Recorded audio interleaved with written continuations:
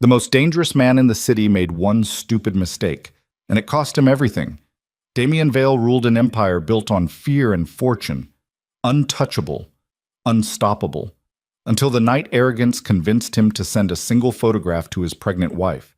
No gun could wound him, no rival could break him. But that one image, grinning beside his mistress while his wife waited at home, shattered the only thing his power couldn't protect, the woman who loved him. This is the story of a king who lost his kingdom with a selfie. Stay until the end, hit that like button, and comment what city you're watching from so I can see how far this story travels. Bound. The penthouse suite on the 47th floor didn't just overlook the city, it commanded it.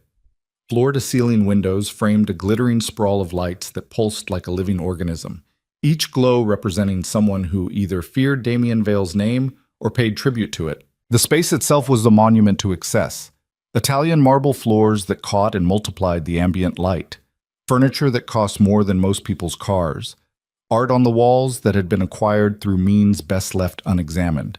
And in the center of all that calculated magnificence sat Clara Vale, 7 months pregnant, folding impossibly tiny clothes with the kind of precision that came from having nothing else to do. Her hands moved automatically, smooth the onesie, align the edges, fold once, twice, 3 times.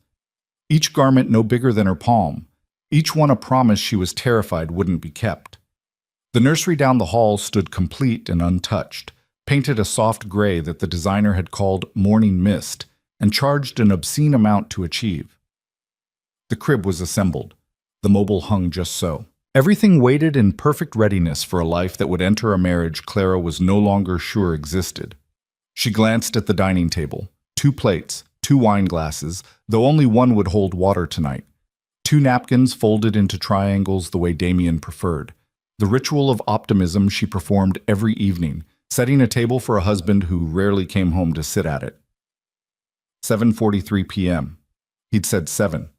Clara told herself traffic was bad, told herself a meeting ran long, told herself the same comfortable lies that had become a second language over the past 8 months, each one a little easier to speak, a little harder to believe. The baby kicked, a rolling movement across her belly that made her gasp and smile simultaneously. She pressed her palm to the spot, feeling the small body shift and settle inside her. "I know," she whispered. "I miss him too." That was the cruelest part. She did miss him. Not the man who'd gradually turned their home into a luxury hotel he occasionally visited, but the man he'd been before the empire grew too large, before power became more seductive than partnership. She missed Daniel. That's what she'd called him in the beginning, before he'd insisted everyone use the harder, colder Damian. She missed the way he used to cook breakfast on Sundays, terrible scrambled eggs that he'd serve with such pride she'd eat every bite. She missed falling asleep tangled together, his hand protective over her hip, his breathing steady against her neck. She missed being chosen. Now she was maintained, provided for, kept in extraordinary comfort in a beautiful cage while her husband built monuments to his own untouchability. Clara set down the onesie, pale yellow with small elephants marching across the chest, and levered herself up from the sofa. Her center of gravity had shifted in ways that still surprised her. Her body transformed into something both miraculous and unfamiliar. She walked to the window, her reflection ghostly in the glass, and looked down at the city Damian claimed to own. Somewhere in those lights, he was making decisions, brokering deals, consolidating power, becoming more of whatever he thought he needed to be and less of what she needed him to be. The baby kicked again, harder this time. "Shh," Clara murmured, rubbing slow circles over her belly. "He'll come home. He always does." But even as she said it, she wondered what home meant to a man who'd turned himself into a legend. Across the city, in a restaurant where the wait list was 6 months long and the doors only opened for people who mattered, Damian Vale was proving exactly how much he mattered. He sat in a private room where the lighting was deliberately dimmed to flattering, where the wine cost more per bottle than most people earned in a week, where the woman across from him was most definitely not his pregnant wife. Sienna Crow had the kind of beauty that knew its own power, sharp cheekbones, dark eyes that glittered with constant amusement, lips painted the color of fresh blood. She wore danger like perfume, and she'd cultivated an air of reckless sophistication that made cautious men stupid and powerful men careless.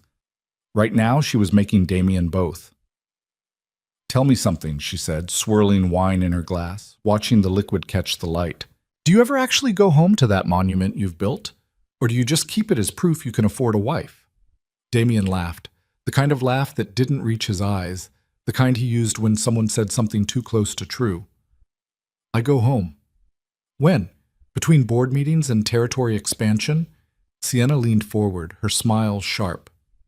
"I've known you for 4 months, Damien. You've mentioned your wife exactly twice, your penthouse 5 times, your empire constantly. What does that tell you?" "It tells me I'm focused. It tells me you're bored." The word landed like a stone in still water, sending ripples through Damien's carefully constructed confidence. He reached for his own wine, a Bordeaux that the sommelier had presented like a religious artifact, and took a longer drink than the vintage deserved. "Claire is pregnant," he said, as if that explained everything. 7 months. It's complicated. Everything's complicated when you're trying to justify being somewhere you don't want to be. Sienna's eyes glittered. "What's she like? The wife you never talk about?" Damien shifted in his seat. The question felt like a trap, but he couldn't identify which answer would spring it. "She's good, kind. She'll be a good mother." "How romantic." Sienna's voice dripped mockery. "She's good and kind. The same words you'd use to describe a loyal dog." "That's not—" Damien stopped himself, jaw tightening. "You don't know her." "I don't need to. I know you." Sienna set down her glass and leaned back, studying him with the focus of a predator assessing prey. "You built yourself into something extraordinary, Damien.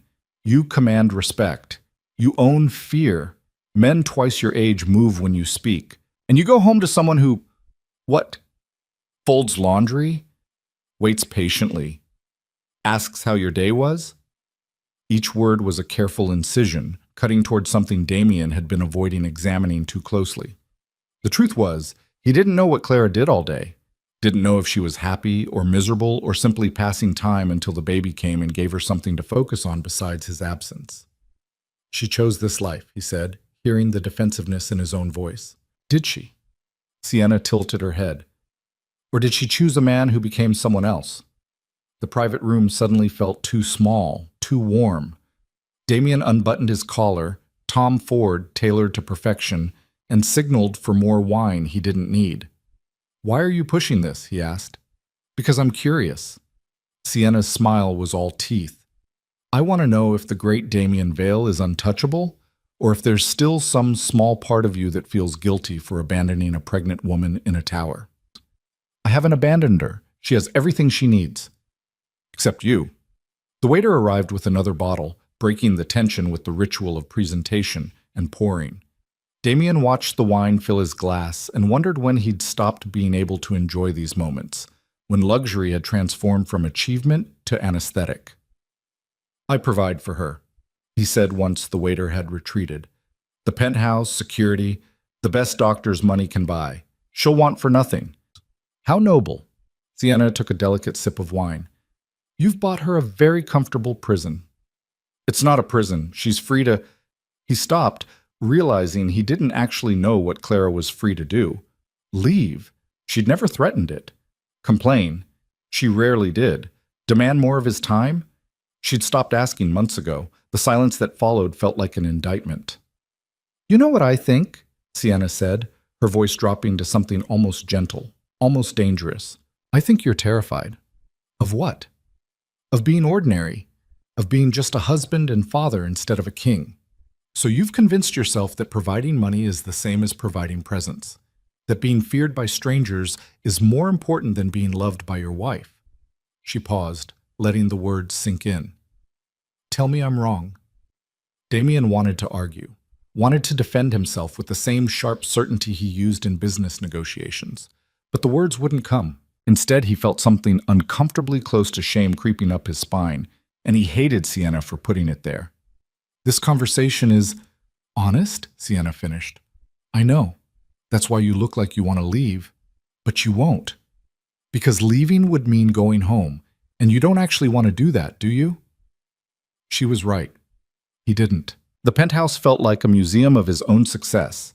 beautiful and cold, and Clara had become part of the exhibit, the devoted wife, the perfect accessory to his perfect life. Seeing her meant confronting the gap between who he'd promised to be and who he'd become. It meant facing questions he didn't want to answer. Easier to stay here, to drink expensive wine with a woman who expected nothing but entertainment. Another bottle? Sienna suggested, her eyes bright with victory. Damien nodded. At 8:30, Clara's phone buzzed with a text message. Meeting running late. Don't wait up. 6 words, no apology.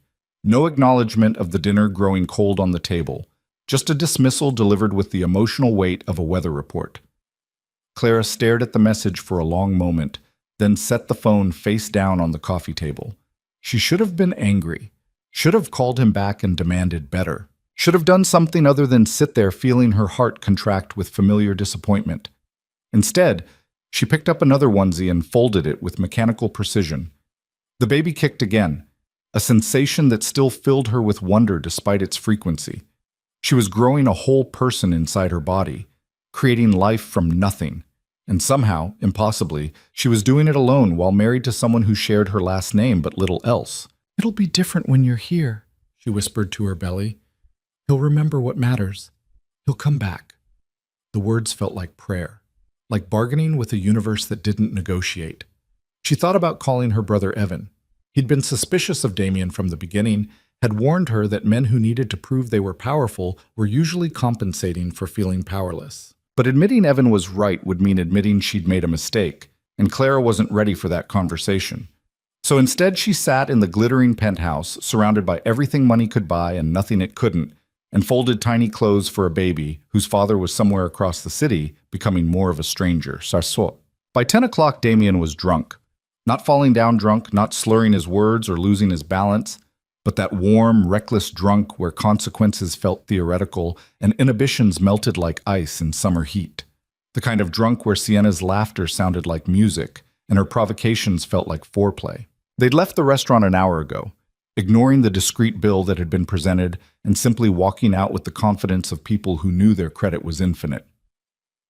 Now they were in Sienna's apartment, a loft in the warehouse district that cost a fortune to look deliberately unfinished, and the city lights outside her windows blurred into abstract art. "You're different tonight," Sienna observed.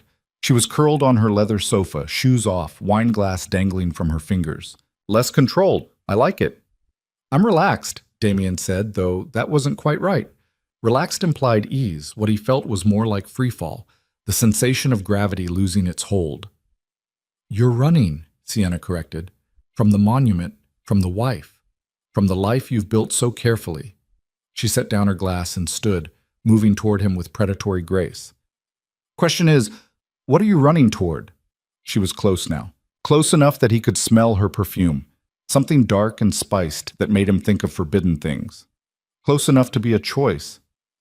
"This is a bad idea," Damien said, but he didn't step back. The best ones usually are. Sienna's hand came up to his chest, resting over his heart. "You've spent months pretending you're satisfied, that your perfect penthouse and perfect pregnant wife are enough. But they're not, are they? Because if they were, you wouldn't be here." Her logic was poison wrapped in truth. Damien knew it, recognized the manipulation, understood exactly what game was being played. And yet he didn't move away, didn't shut it down, didn't do any of the things a faithful husband should do. Instead, he let himself imagine what it would feel like to stop performing, to stop being the untouchable king, the devoted husband, the man who had everything under control, to just be reckless and real and wrong. "Damien," Sienna said softly, her lips very close to his, "when's the last time you did something just because you wanted to? Not because it was strategic or smart or part of the plan, just because you wanted it." He couldn't remember. Every decision for the past 3 years had been calculated, weighed against outcomes and consequences. Even marrying Clara had been partly strategic. She came from a good family, brought legitimacy to his empire, looked perfect standing beside him at events. When had he stopped choosing things just because they made him happy? "Prove it," Sienna whispered against his ear. "Prove you're not just a man performing being powerful. Prove you can still be dangerous." How? The word came out rougher than intended. Sienna pulled back just enough to look at him, her eyes glittering with challenge. Take a picture with me, right now. Something real. Something that shows you're here because you want to be, not because you have to be. Damien's pulse kicked up. That's dangerous? I know. That's the point. She smiled, sharp and knowing. Unless you're too afraid. And there it was. The hook baited with the one thing Damien couldn't resist, a challenge to his courage. His whole empire was built on being unafraid, on staring down threats and never blinking. How could he back down from something as simple as a photograph? I'm not afraid, he said. Then prove it. Sienna pulled out her phone, positioned herself beside him, her body pressed close. Smile like you mean it. She held up the camera. Damien saw their reflections in the screen. Sienna's dark beauty sharp and unapologetic. His own face flushed with wine and recklessness. They looked like people celebrating something, like people who belonged together. The flash went off. Perfect, Sienna said, examining the photo. We look good together, dangerous together. Damien looked at the image over her shoulder. She was right. They did look good. They looked like people living instead of performing, like people who made their own rules. Now send it to her, Sienna said casually. The words dropped into the moment like a grenade. What? Your wife. Sienna turned to face him fully, her expression somewhere between amusement and cruelty. Send her this picture. Prove you're not controlled by fear or guilt or whatever keeps you performing the role of devoted husband. That's insane. That's honest. Sienna's eyes locked on his. Right now, you're playing both sides, keeping your monument safe while sneaking around with me. You want to be dangerous? Then actually be dangerous. Stop performing and start choosing. Damien's heart hammered against his ribs. Every rational cell in his brain screamed that this was a catastrophic idea, that sending that photo would detonate his marriage, that it would hurt Clara in ways he couldn't undo. But the wine was singing in his blood, and Sienna's challenge resonated with something dark and broken in his chest. All those months of pretending to be satisfied, all those nights of going through the motions with Clara, all that performance. Maybe honesty was cruelty. Maybe cruelty was freedom. His thumb hovered over his phone. Clara's contact info. The photo ready to send. Unless you're afraid, Sienna whispered again. Damien Vale had built an empire on being unafraid, on never backing down, on proving he was untouchable. He pressed send. The message went through with a soft whoosh that sounded like a door closing. For one crystalline second, Damien felt powerful, reckless, free. Then reality crashed back in. What did I just...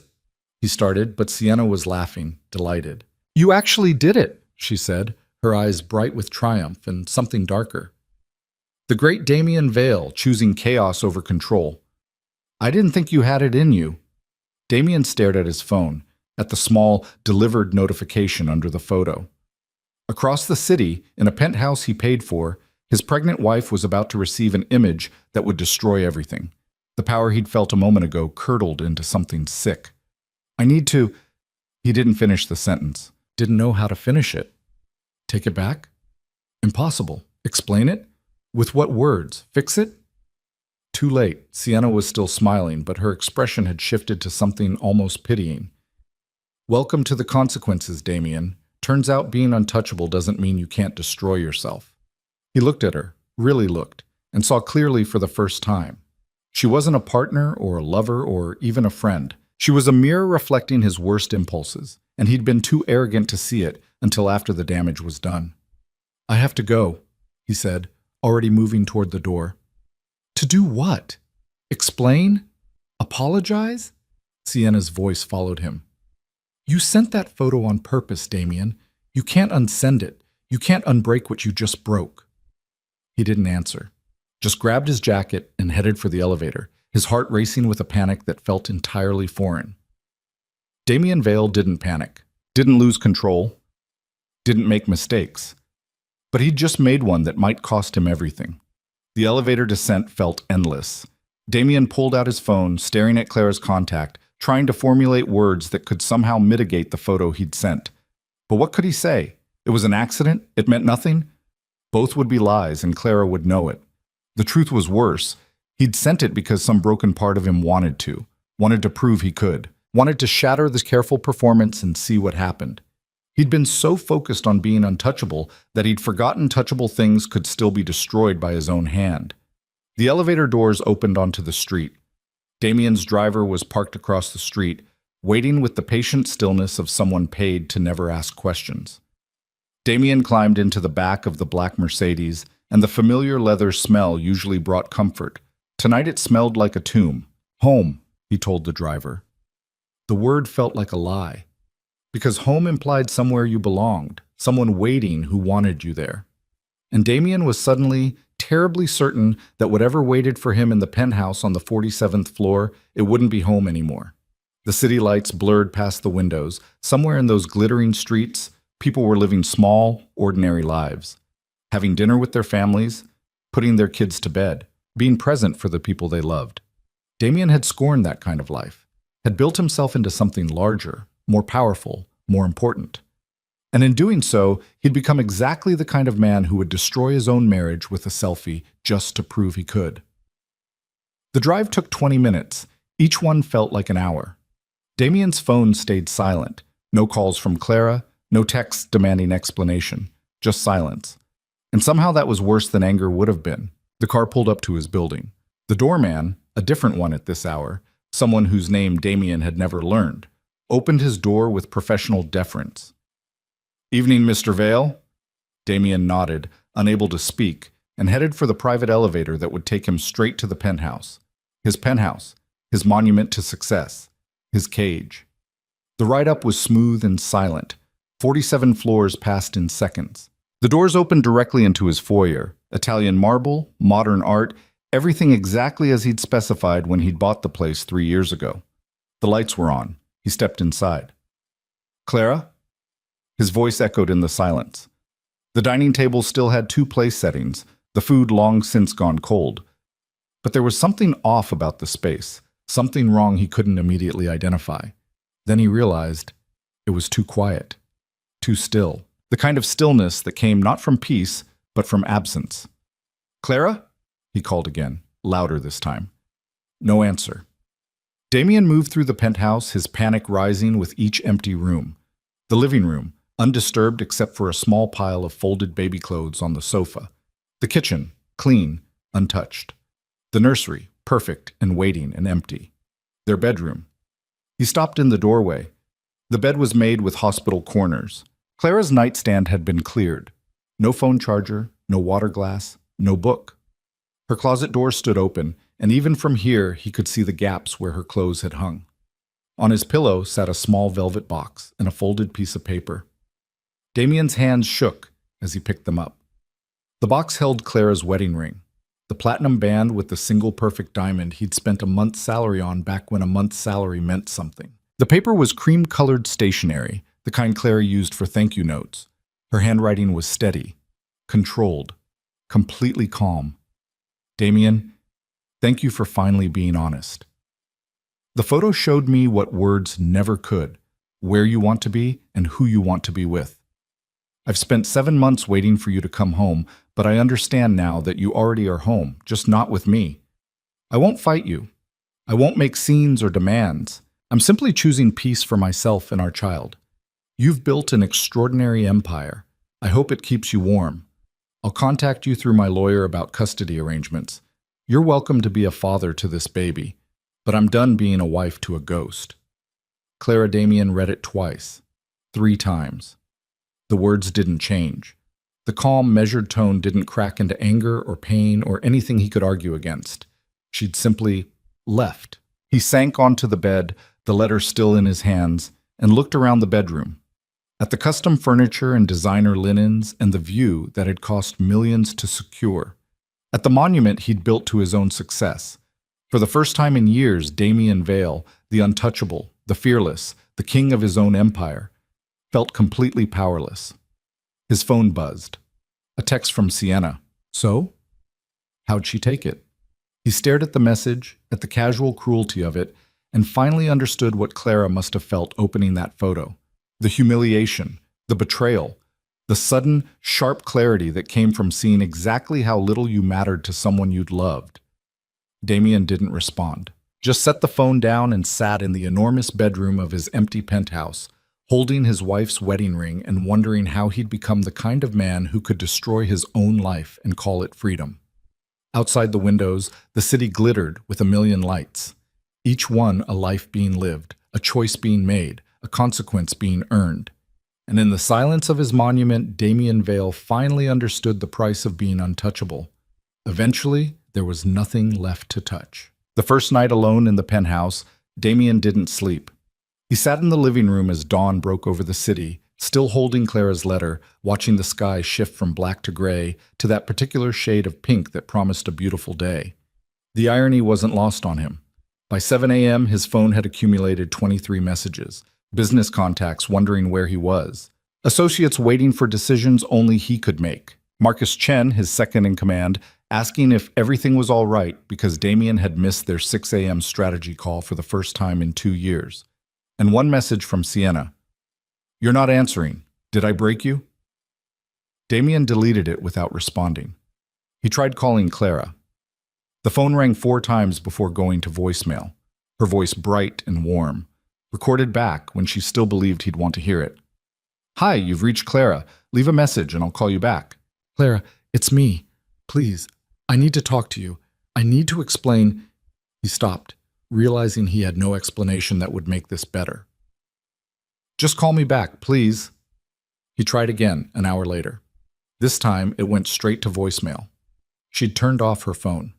By noon, Damien was pacing the penthouse like a caged animal, his carefully constructed routine completely shattered. He was supposed to be at a meeting with the Castellano family, discussing territory agreements that had taken months to negotiate. Instead, he was staring at baby clothes his wife had folded before she left, trying to remember the last time he'd actually asked her how she was feeling. His phone rang. For a desperate second, he thought it might be Clara. It was Marcus. "Where the hell are you?" Marcus didn't bother with pleasantries. "The Castellanos are threatening to walk. They think you're disrespecting them by not showing up." "Handle it," Damien said, his voice rough from lack of sleep. Silence on the other end. Marcus had worked for him for 5 years, and Damien had never once told him to handle something alone. "Handle it how?" Marcus asked carefully. "I don't care. Offer them the e-stocks. Give them whatever they want. Just make it go away." "Damien, what's going on? Are you sick? Did something happen?" "My wife left me." The words came out flat, factual. "Last night. She's gone." Another pause. Marcus knew about Clara the way everyone in Damien's orbit knew about Clara. As a fact of his life, a wife who existed somewhere in the background, rarely seen at business functions, never discussed in detail. "I'm sorry, man. Do you need anything?" "I need to find her." "Okay. I can put people on it, discreetly. Where do you think she went?" Damien realized he didn't know. Didn't know if Clara had friends close enough to take her in. Didn't know her favorite places or where she might feel safe. 7 months of marriage and pregnancy, and he couldn't answer the most basic questions about his wife's life. "Try her brother," he said finally. "Evan Hart. Lives somewhere in Riverside, I think." "You think?" "I've never been there." The admission felt like swallowing glass. "She mentioned it once. A house with a blue door." "That's not a lot to go on." "Then figure it out. That's what I pay you for." Damien ended the call and immediately felt worse. Snapping at Marcus wouldn't bring Clara back, wouldn't undo the photo or the months of neglect that had led to this moment. He looked around the penthouse, 4,700 square feet of prime real estate that suddenly felt like a mausoleum. Everything here was chosen for its value, its status, its ability to impress. Nothing was chosen because it felt like home. Clara had tried in the beginning. She'd brought plants that he'd considered clutter, hung photos of them together that disrupted the aesthetic, cooked meals in a kitchen designed for catering, not actual use. Slowly, he'd discouraged each attempt, and she'd stopped trying. When had he stopped noticing her at all? His phone buzzed with a text from an unknown number. "Mr. Vale, this is Evan Hart. Clara asked me to inform you that she's safe and doesn't wish to be contacted directly. All communication regarding the baby should go through her attorney. She'll be in touch." Damien stared at the message, rage and panic warring in his chest. She was hiding behind her brother, behind a lawyer, running away instead of facing him. Except she wasn't running. She'd left a calm, measured letter. She'd made arrangements. She was protecting herself and their baby from him. From him. The realization hit like a physical blow. Clara wasn't the problem. He was. He texted back, "I need to see her, please, just 5 minutes." The response came quickly. "She said you'd ask." The answer is no. "This is my child too." "Then you should have thought about that before you sent that picture." Damien threw his phone across the room. It hit the wall with a satisfying crack but didn't break. Reinforced case, top of the line, because Damien Vale didn't buy anything that wasn't built to last. Except apparently his marriage. He retrieved the phone and tried a different approach. "Tell her I'm sorry." Evan's response was ice cold. "Tell her yourself. When you figure out how to be a man instead of a monument." The words cut deeper because they were true. Damien had spent years building himself into something impressive, something powerful. He'd forgotten how to be human. By evening, the penthouse felt like it was closing in on him. Damien did something he hadn't done in months. He left without security, without a driver, without telling anyone where he was going. He just walked out of the building and into the city, hands in his pockets, face anonymous in the crowd. Nobody recognized him. Nobody stepped aside or showed deference or treated him like he mattered. He was just another person moving through the Friday night rush. And the anonymity was both terrifying and oddly freeing. He found himself outside a small diner, the kind of place he never went, chrome and vinyl and fluorescent lights, a menu laminated and sticky with age. The kind of place Clara would probably love. On impulse, he went inside. A waitress with tired eyes and a name tag that read Bonnie gestured to a booth by the window. "Sit anywhere, hun. Coffee? Please?" She returned with a mug and a pot, poured without asking how he took it. "You look like you've had a day." Damien almost laughed. "You could say that." "Well, coffee helps, so does pie. We've got apple and cherry." "Apple," he said, though he couldn't remember the last time he'd eaten pie. His chef prepared things with foam and microgreens, deconstructed and artfully plated. Pie felt almost subversive. Bonnie returned with a slice that was thick and generous, ice cream melting over the top. She refilled his coffee without being asked and left him alone. Damien took a bite. It was sweet and simple and probably terrible for him, and it was the best thing he'd tasted in months. He pulled out his phone and looked at the photo that had destroyed everything. Sienna and him, smiling like conspirators, like people who deserved their happiness. The timestamp read 10:47 p.m., exactly when Clara would have been folding baby clothes, setting the table, waiting for him to come home. What kind of man sends a picture like that to his pregnant wife? The kind of man who'd convinced himself that being feared was more important than being loved. "You okay, hun?" Bonnie was back, concern in her weathered face. "My wife left me," Damien said. The words came out easier the second time. "Last night, because I did something unforgivable." Bonnie refilled his coffee again, even though it was still half full. "Unforgivable is a strong word. I sent her a photo of me with another woman. She's 7 months pregnant." "Oh, honey." Bonnie's expression shifted from concern to disappointment. "That's pretty damn unforgivable." "I know. So why'd you do it?" Damien set down his fork. "Because I'm an idiot who thought being powerful meant I could do whatever I wanted without consequences." "And now you're learning different." Bonnie leaned against the booth. "My second husband tried that. Thought because he made good money and paid the bills, he could treat me however he pleased. You know where he is now?" "Where?" "No idea. Haven't seen him in 15 years. She straightened up. "Here's the thing about consequences, hun. They don't care how important you think you are. They show up anyway." She walked away to tend to another customer, leaving Damien alone with his pie and his phone and the growing certainty that he'd destroyed the only real thing in his carefully constructed life. He stayed in the diner for 2 hours, drinking coffee and watching people come and go, couples sharing fries, a woman reading a book in the corner booth, a construction worker eating meatloaf at the counter. Normal people living normal lives, none of them building empires or trying to prove they were untouchable. When he finally left, he overtipped Bonnie 300% and walked back into the night. The weekend passed in a blur of sleeplessness and desperate plans. Damien tried everything he could think of to reach Clara. He sent flowers to Evan's address. They were returned. He tried showing up in person. Evan met him at the door with a baseball bat and a very clear message to leave. He attempted to call Clara's doctor, thinking maybe he could at least get updates on the baby. Patient confidentiality shut that down immediately. By Monday morning, Marcus was at the penthouse with a folder full of reports Damien couldn't focus on and concern written all over his face. "You look like hell," Marcus said bluntly. "Thanks. When's the last time you slept?" Damien waved the question away.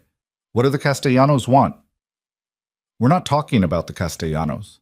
We're talking about you." Marcus set down the folder. "I've worked for you for 5 years. I've seen you stare down guys who wanted to kill you without flinching. But right now, you look like you're dying." "I'm fine." "You're not. And everyone's starting to notice." Marcus pulled out his phone and showed Damien a series of messages. "The Southside crew thinks you're weak. The Moretti family is testing boundaries. 2 of our suppliers have tried to renegotiate terms because they heard you're distracted. Let them try. Damien, listen to me. Your empire is built on you being untouchable, unshakable. The second people think you're vulnerable, they'll come for you. You know this." "I know." Damien rubbed his face. I can't think about territory disputes right now." "Then what can you think about?" "Getting my wife back." Marcus was quiet for a moment. "And if you can't?" The question hung in the air like smoke. Damien had built his entire adult life on the principle that there was nothing he couldn't have if he wanted it badly enough. No problem he couldn't solve with the right application of money, or power, or force. But Clara wasn't a territory to be conquered. She was a person who'd finally had enough. "I don't know," Damien admitted. "Okay, then let me handle the business side while you figure it out. But you need to make the decision soon, because this holding pattern isn't sustainable. Either you get your head back in the game, or what?" Marcus met his eyes steadily. "Or you step back and let someone else run things for a while. Maybe that someone is me. Maybe it's a board of advisors, but you can't be half present. Not in this world. It'll eat you alive." After Marcus left, Damien stood at the window looking out at the city. From 47 floors up, everything looked small and manageable. Problems seemed distant. Consequences felt abstract. But down there, in the actual streets where actual people lived actual lives, Clara was somewhere building a future that didn't include him. His phone rang. Unknown number. "Hello?" "Mr. Vale, this is Jennifer Reeves. I'm Clara's attorney." Damien's heart kicked up. "Is she okay? Is the baby—" "They're both fine. I'm calling to discuss preliminary custody arrangements." "I don't want to discuss custody. I want to talk to my wife." "Your wife doesn't want to speak with you, but she does want to establish clear boundaries regarding your parental rights." Jennifer's voice was professional, brooking no argument. "Are you available to meet this week?" "I want to see Clara." "That's not on the table." "Then nothing is on the table." Damien heard the steel in his own voice, the tone he used in negotiations when he was drawing lines. "I'm not discussing my child with a stranger. If Clara wants to make arrangements, she can make them with me directly." "Mr. Vale, I understand you're upset, but threatening behavior won't—" "I'm not threatening anyone. I'm stating a fact.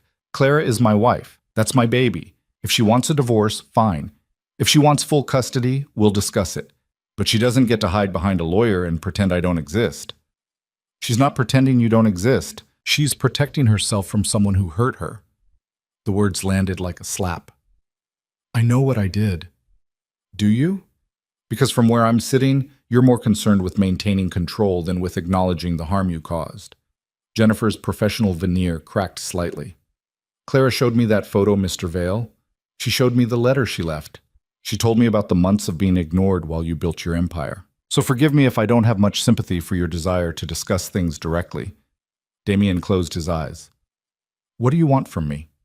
"Clara wants you to leave her alone until after the baby is born. She wants space to heal and prepare for motherhood without your chaos. She's willing to set up supervised visitation once the baby arrives, with clear boundaries about your involvement." "Supervised? Like I'm some kind of threat?"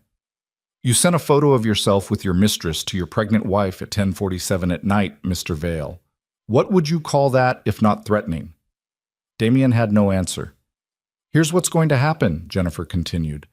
"I'm going to email you a proposed custody agreement. You're going to review it with your attorney."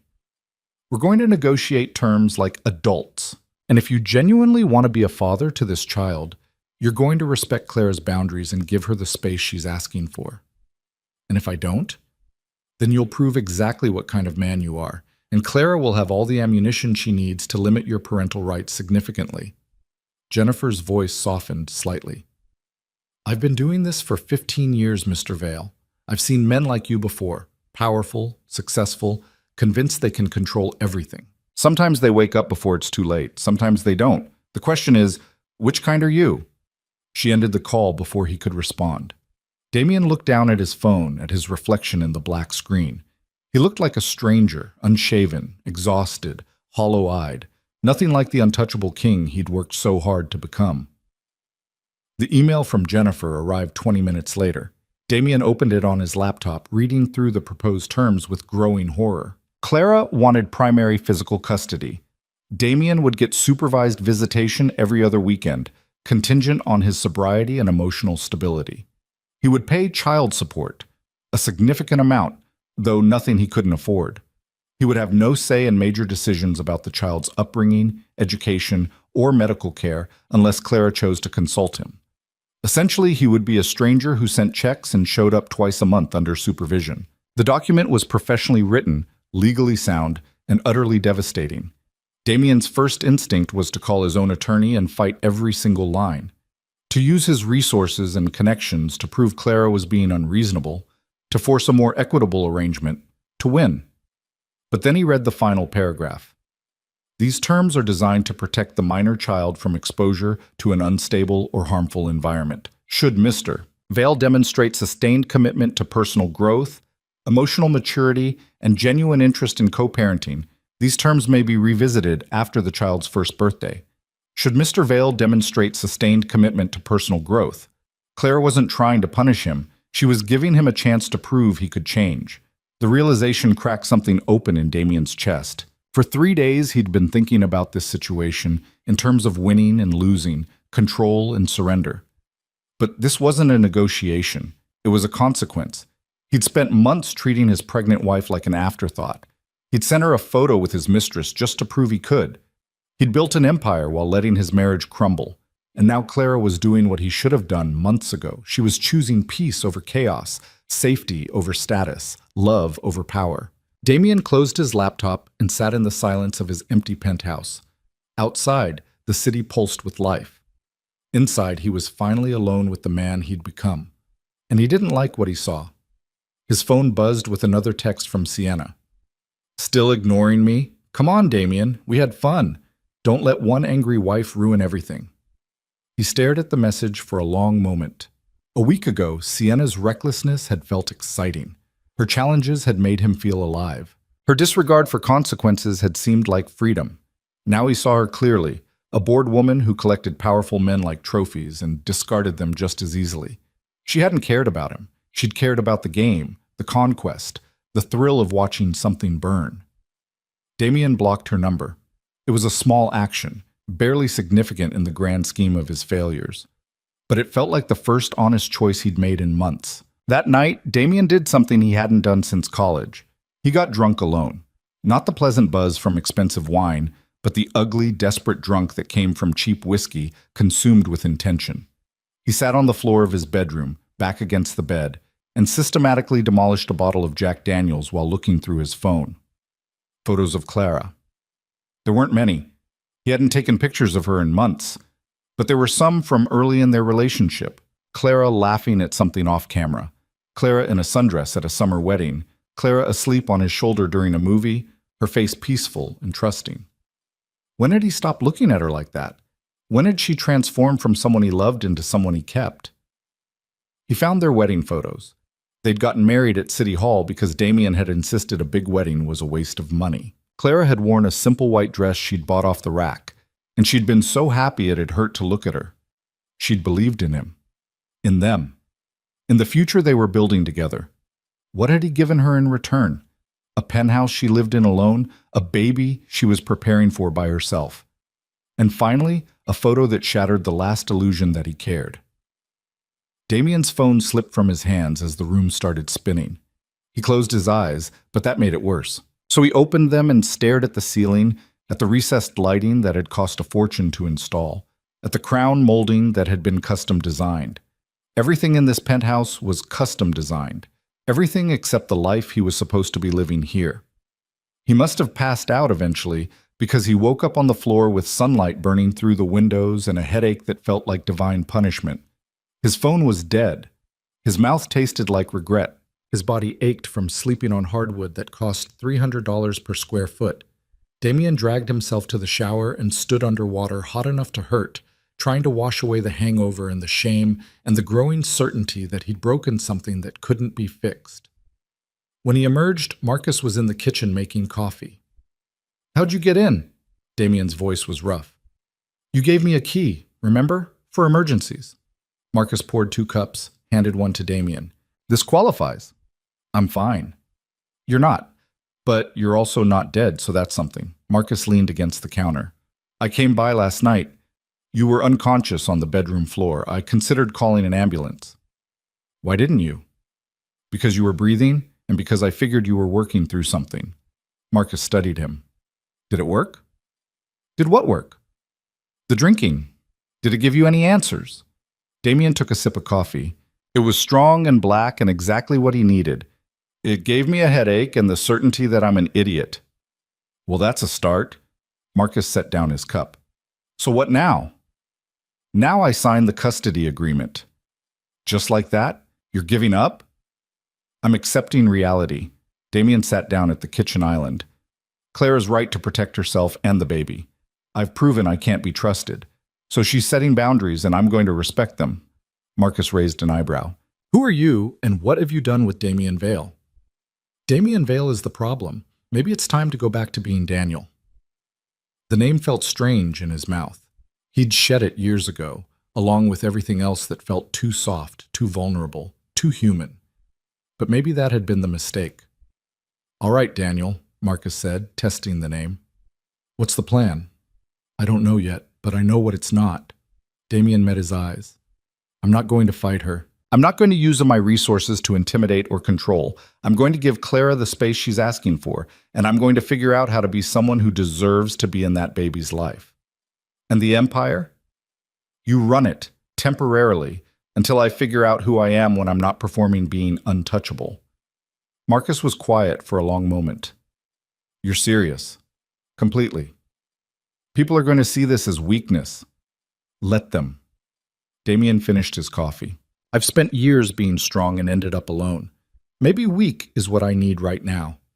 After Marcus left, Damien sat down and wrote an email to Jennifer Reeves. He kept it short and simple. "I've reviewed the custody agreement. I accept all terms as written. Please send the final documents for signature. And please tell Clara that I'm sorry, not because I expect forgiveness, but because it's true. I'm sorry for all of it." He hit send before he could second-guess himself. Then he walked through the penthouse, really looking at it for the first time in months. The art that Clara had never liked. The furniture that looked impressive but wasn't comfortable. The kitchen that was meant for catering, not cooking. The nursery that stood perfect and waiting and utterly lifeless. This wasn't a home. It was a monument. And monuments were for dead things. Damien picked up his phone and made a call. "Riverside Realty, this is Beth speaking." "Hi, Beth. I need to sell a penthouse." The penthouse sold in 48 hours. 3 offers came in above asking price, each from someone eager to own a piece of sky, to look down at the city from 47 floors up and feel like they'd conquered something. Damien accepted the highest bid without negotiation and put everything into motion with the kind of efficiency he usually reserved for hostile takeovers. Beth from Riverside Realty was confused but delighted. "Mr. Vale, are you sure you don't want to think about this? Properties like this don't come around often. You might regret—" "I won't regret it," Damien said, signing the papers in her office. "Trust me." What he didn't tell her was that every minute he spent in that penthouse felt like drowning. The silence echoed with Clara's absence. The nursery mocked him with its perfect readiness. Even the view, that $1 million view he'd once considered the ultimate status symbol, now just reminded him of how far he'd climbed and how alone he was at the top. Marcus thought he was having a breakdown. "You're selling the penthouse. You've handed me control of day-to-day operations. You're not returning calls from people who could destroy us if they wanted to. Damien, what the hell is going on? They were in a coffee shop. Damien's choice, not the usual conference rooms or high-end restaurants where business was conducted. Just a regular place with regular coffee and regular people who had no idea who he was. I'm trying to figure out who I am when I'm not performing, Damien said. And you need to dismantle your entire life to do that. Apparently, Damien stirred his coffee, watching the cream swirl into patterns. The penthouse was never a home, it was a statement. I'm done making statements. So where are you going to live? I found a place in Riverside. 2-bedroom, nothing fancy, walking distance from Evan's house. Marcus nearly choked on his espresso. You're moving to Riverside, to be near your brother-in-law who threatened you with a baseball bat. To be near my wife and child, Damien corrected. Even if Clara never speaks to me again, I want to be close. I want to be available. I want to show up. And you think moving to the suburbs is going to fix what you broke? No, but it's a start. Damien met Marcus's eyes. I spent years building an empire and I lost everything that mattered. So now I'm going to do the opposite. I'm going to get small, get quiet, get real. Marcus sat back, studying him with an expression somewhere between concern and respect. You know people are talking, right? The Southside crew thinks you've gone soft. The Castellanos are making moves because they think you're distracted. There are rumors you're stepping down entirely. Let them talk. Daniel, he corrected quietly. I'm trying out Daniel again. Marcus absorbed this, then nodded slowly. All right, Daniel, but you need to understand something. The empire you built doesn't just disappear because you decide to get small. You've got responsibilities, people who depend on you, agreements that need to be honored. You can't just walk away. I'm not walking away, I'm delegating. You're capable of running things. For how long? As long as it takes. Takes for what? Damien looked out the window at the ordinary street, ordinary people living ordinary lives. For me to become someone worth coming home to. The move happened on a Thursday. Damien hired movers to pack up the penthouse, keeping only the essentials and donating everything else. The custom furniture, the expensive art, the designer everything, he let it all go. What remained fit into a small moving truck. His clothes, some books, his laptop, and the pile of baby clothes Clara had folded that last night. The house in Riverside was exactly what the listing had promised. Modest, simple, in need of minor repairs. 2 bedrooms, 1 bathroom, a kitchen with appliances that had seen better days. No marble floors, no floor-to-ceiling windows. No view of anything except a quiet street lined with trees and houses where families actually lived. It was perfect. Damien stood in the empty living room listening to the sounds that had been absent from the penthouse. Birds singing, a lawnmower somewhere down the street, children laughing in a nearby yard. Normal sounds. Human sounds. This is really what you want? The moving truck driver was looking at him skeptically. My buddy told me about your old place, penthouse downtown. This is kind of a downgrade, man. It's an upgrade, Damien said, and meant it. After the movers left, he unpacked slowly, deliberately, hung his clothes in a closet that was a fraction of the size of his old one, put books on simple shelves, set up his laptop on a desk that wobbled slightly, put Clara's carefully folded baby clothes in the second bedroom, even though he had no idea if he'd ever get to use that room for its intended purpose. By evening, the house was as settled as it was going to get. Damien ordered pizza from a place down the street, not artisanal, not gourmet, just regular pizza from a regular shop. He ate it sitting on the floor because he hadn't bought furniture yet, and it tasted better than anything his private chef had ever prepared. His phone rang. Jennifer Reeves. Mr. Vale, I received your signed custody agreement. Good. I also received a rather large check made out to Clara, with a note that said, for the baby. Damien had sent it that morning, enough to cover any expenses Clara might have, medical bills, supplies, whatever she needed. Not because he expected gratitude, but because it was the bare minimum of what he owed. Is there a problem? He asked. Clara wanted me to tell you that she doesn't need your money. She's financially stable and capable of providing for the baby herself. The words stung, even though Damien understood them. Clara didn't want to be bought or maintained. She wanted a partner, not a benefactor. Can you tell her to keep it anyway? Not for her, for the baby. Put it in a trust, use it for college, whatever.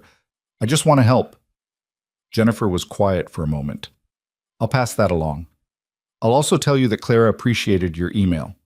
The apology. Damien's heart kicked up. Is she? How is she? That's not information I'm authorized to share. Is the baby okay? They're both healthy. That's all I can tell you. It wasn't enough, but it was something. Thank you. Mr. Vale.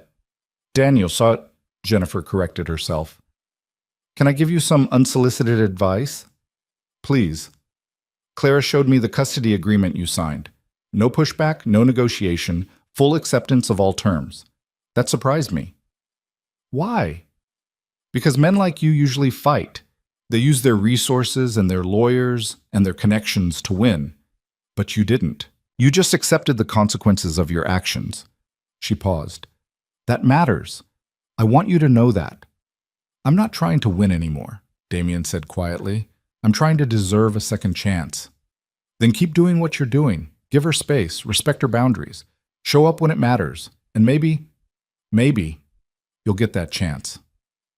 After they hung up, Damien sat in the growing darkness of his new house and let himself feel something he'd been avoiding for days. Hope. Fragile, terrifying hope that he hadn't completely destroyed everything. The next morning, he woke up to knocking on his door. When he opened it, Evan Hart was standing on his porch, arms crossed, expression somewhere between hostile and curious. So you actually moved here, Evan said. I did. Why? To be close to Clara and the baby. Evan snorted. Clara doesn't want you close. That's the whole point of the custody agreement. I know, but when the baby comes, I want to be 5 minutes away, not 45. I want to be available for midnight feedings or emergencies or whatever she needs, even if she never asks. Evan studied him for a long moment. He was shorter than Damien, stockier, with the kind of permanent suspicion that came from watching his sister get hurt. You know she cried for 3 days straight after she got that photo? The words hit like a fist. I know. Do you? Because from where I'm standing, you broke my sister's heart while she's carrying your child, and now you're playing at being reformed. Evan stepped closer. I don't buy it. I think this is a performance. I think you're trying to win her back so you can go right back to being the asshole who sent that picture. You're wrong. Prove it. How? Evan jabbed a finger at Damien's chest. By staying away from her. By letting her heal. By not making this about you and your guilt and your redemption arc. Clara doesn't exist to make you feel better about yourself. I know that. Then act like it. Stop lurking in Riverside. Stop sending checks. Stop trying to insert yourself into her life. Just stay away. Every instinct Damien had built over years of fighting for what he wanted screamed at him to argue, to push back, to refuse. But he thought about Clara, 7 months pregnant, trying to build a life that felt safe, trying to prepare for motherhood without the chaos he'd brought into her world. Okay, he said quietly. Evan blinked. Okay? You're right. This isn't about me. It's about Clara feeling safe and happy and prepared. If my presence makes that harder, I'll stay away. Just like that? Just like that. Damien met Evan's eyes. I love her.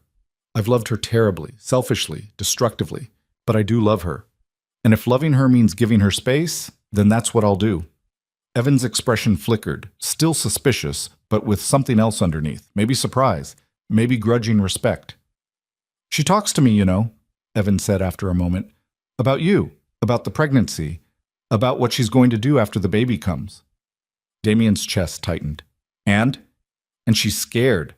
Scared of doing this alone, scared of being a single mother, scared that you'll show up and disappoint her all over again. Evan's voice softened slightly.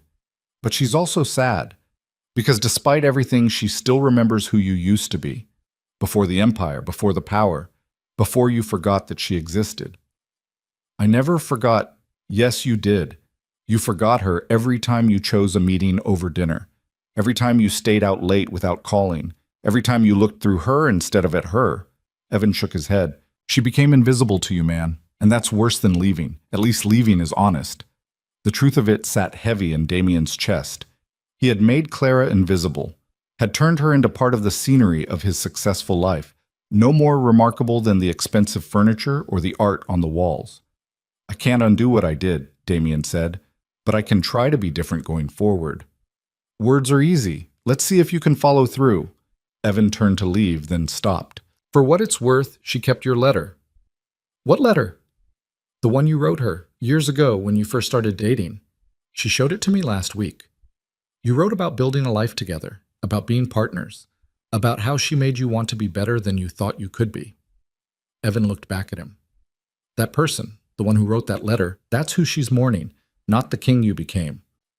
After Evan left, Damien went inside and searched through the boxes he'd brought from the penthouse. Buried in a file of old papers, he found a copy of the letter Evan had mentioned. He'd written it 4 years ago, early in their relationship, when everything felt possible, and he still believed love was enough. His handwriting looked younger somehow, less controlled. The words were earnest and unguarded in a way he hadn't been in years. Clara, I know I'm not easy. I know I work too much and worry too much, and sometimes forget to say the things that matter. But you make me want to try harder. You make me believe I can be more than I am. Whatever life we build together, I promise I'll show up for it. I promise I'll choose you. Every day, every decision, I'll choose you. Love, Daniel. He'd broken every promise in that letter, every single one. Damien folded the paper carefully and put it in his wallet, a reminder of who he'd been and who he'd promised to become. The weeks that followed were the strangest of Damien's life. He woke up in a house that felt foreign, went to a job he was no longer running, and came home to silence that felt both peaceful and suffocating. Without the constant demands of his empire, he had time. Too much time. Time to think, to remember, to regret. He filled it as best he could. He learned to cook, badly at first, burning rice and overcooking pasta, but gradually improving. He read books he'd been too busy to read. He walked through Riverside in the evenings, anonymous and unimportant, just another person moving through the world. And he went to therapy. The therapist's office was in a strip mall between a dry cleaner and a tax preparation service. Dr. Sarah Chen was in her 50s, sharp-eyed and unimpressed by his history. She listened to his story without judgment, then asked the question that unraveled him. What do you think you were running from? I wasn't running from anything. I was building something. Were you? Sarah tilted her head. Because from what you've described, you were constantly in motion, constantly acquiring, achieving, proving. That doesn't sound like building. It sounds like fleeing. From what? That's what we're going to figure out. Over the following sessions, Sarah helped Damien excavate the answer. He'd grown up poor, not destitute, but close enough to see how precarious everything was. His father had worked 3 jobs and still couldn't keep the electricity on consistently. His mother had cleaned houses to afford groceries. Damien had watched them struggle and had made a vow. He would never be that vulnerable again. So he'd built an empire, built walls, built a version of himself that couldn't be hurt because he refused to need anything or anyone. And Clara? Sarah asked during their 5th session. She got past the walls. I didn't mean to let her in, but she saw me. The real me. And she loved me anyway. And that terrified you. Yes. The admission came out rough. Because if she really knew me, if she saw past the performance, she might realize I'm not worth loving. So you pushed her away. I made her invisible. If she couldn't see me, I couldn't disappoint her. Sarah nodded. And then you sent that photo. I was drunk and stupid and trying to prove I was still in control. Or you were trying to make her leave before she could see the truth and choose to leave anyway. Self-sabotage disguised as arrogance.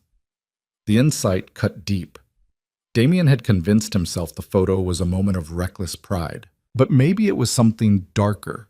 Maybe he'd destroyed his marriage before Clara could wake up and realize she'd married someone unworthy. So what do I do now? He asked. You do the hardest thing possible. You accept that you might not get her back. You accept that consequences are real, and you work on becoming someone who deserves love, whether or not Clara is there to witness it. Marcus called every few days with updates Damien barely processed. The Castellanos had settled their territory dispute. The Southside crew had tested boundaries and been reminded why Damien Vale's empire still stood. Business continued, money flowed, power consolidated. You don't even sound interested, Marcus said during one call. I'm interested. I'm just not invested the same way. What changed? I used to think the empire mattered more than anything, that being powerful meant being untouchable. Now I know that's a lie. The empire is just a thing I built. It's not who I am. Then who are you? Damien looked around his small house, at the simple furniture he'd bought from a second-hand store, at the kitchen where he'd burned dinner the night before. I'm figuring that out. 2 months after Clara left, Damien saw her. He was at the grocery store, a regular chain store where he now did his own shopping, when he spotted her in the produce section. 8 months pregnant now, her belly pronounced and beautiful, her face carrying a serenity he'd never seen when they were together. She was examining avocados, testing them for ripeness with the kind of focus she brought to everything. She wore a simple dress and comfortable shoes, and she looked more real than anyone in his old life ever had. Damien's first instinct was to approach her, to say something, anything to bridge the 2 months of silence. But then he remembered Evan's words. This isn't about you. So instead, he watched from a distance as Clara selected her avocados, moved to the tomatoes, picked up fresh basil with a small smile, like she was planning something delicious. She looked happy, settled, like she was building a life that didn't include him. And instead of making him angry or desperate, it made him grateful. She'd escaped. She'd chosen peace over chaos, health over toxicity. She'd saved herself and their baby from the wreckage he'd made of their marriage. Clara moved toward the checkout. Damien waited until she was gone before finishing his own shopping, his hands shaking slightly as he picked up eggs and bread and the ordinary things that filled his ordinary life. That night, he wrote her a letter. Not an email, not a text. A real letter on real paper, written by hand with the kind of care he used to reserve for business contracts. Clara, I saw you today at the grocery store. You looked happy. I'm glad. I'm writing this not because I expect a response, but because I need you to know I'm not the man who sent that photo anymore. I'm working on becoming someone better, someone who deserves to be in our child's life. I've sold the penthouse, moved to Riverside, started therapy, handed off the day-to-day running of the business to Marcus.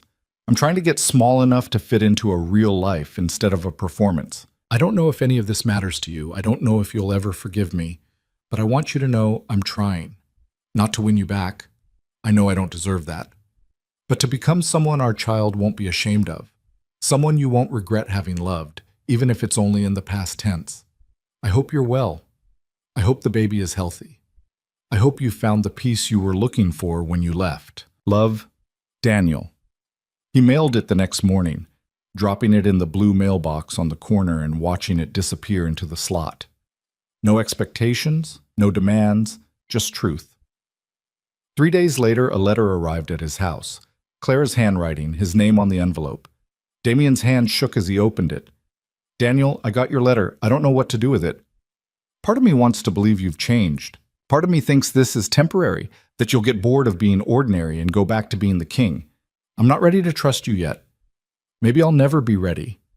But Evan told me you've been respectful, that you stayed away when he asked, that you signed the custody agreement without fighting. That matters. The baby is due in 4 weeks. I'm scared and excited and trying to prepare for everything. I've been going to birthing classes, setting up the nursery in Evan's guest room, reading books about motherhood that make me feel both empowered and terrified. I miss who you used to be. I miss the man who wrote me letters and cooked terrible breakfasts and made me feel like the most important person in the world. I don't know if that person still exists, but I hope he does. For the baby's sake. For all our sakes. Clara Damien read the letter 5 times, parsing every word for hidden meaning, for hope, for anything that suggested a path forward. She wasn't ready to forgive him, but she wasn't closing the door completely either. It was more than he deserved. It was enough to keep trying. He wrote back, "Thank you for responding. I'll keep working. I'll keep showing up.